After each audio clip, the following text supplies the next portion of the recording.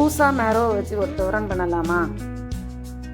இப்போ நான் வந்து கூசாவை நல்லா கழுவி எடுத்துருக்கிறேன். நல்லா சுத்தமாக கழுவி எடுத்துருக்கிறேன். தோல் எதுவுமே நீக்கவில்லை. அந்த தோலோடு அப்படியே நம்ம பொடியாக கட் பண்ணி எடுக்கலாம். ஃபஸ்ட் டைம் எங்கள் சேனலில் பார்க்குறவங்க மறக்காமல் சப்ஸ்கிரைப் பண்ணிவிட்டு பாருங்கள். சப்ஸ்கிரைப் பண்ணுங்கள், லைக் பண்ணுங்கள், ஷேர் பண்ணுங்கள். இந்த கூசாவை வச்சு பல மெத்தடில் கூட்டு வைக்கலாம்.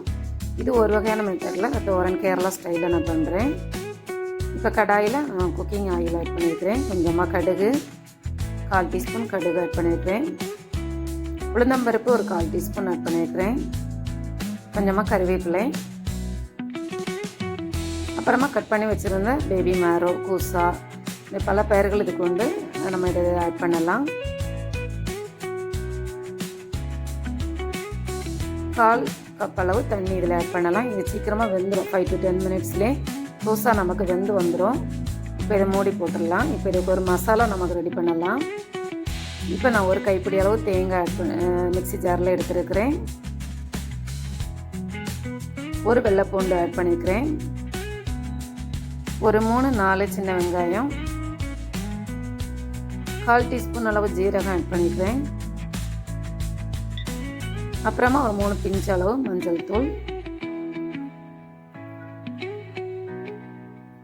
காரத்துக்கு ஏற்ப மிளகாய் தூள், கொஞ்சமாக கருவேப்பிலை. இப்போ தண்ணி எதுவுமே நான் சேர்க்கலை. அப்படியே பல்ஸ் மோடில் போட்டு அரைச்சி எடுத்துட்டேன்.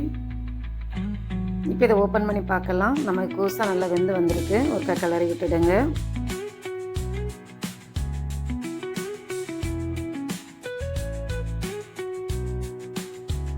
இப்போ தோரனுக்கு தேவையான அளவு நம்ம உப்பு ஆட் பண்ணலாம்.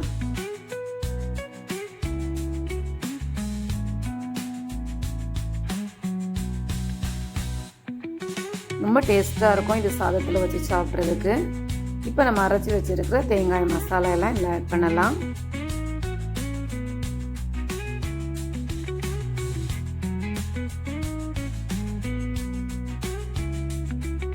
இப்போ இந்த அப்படியே நம்ம கலந்து விடலாம்.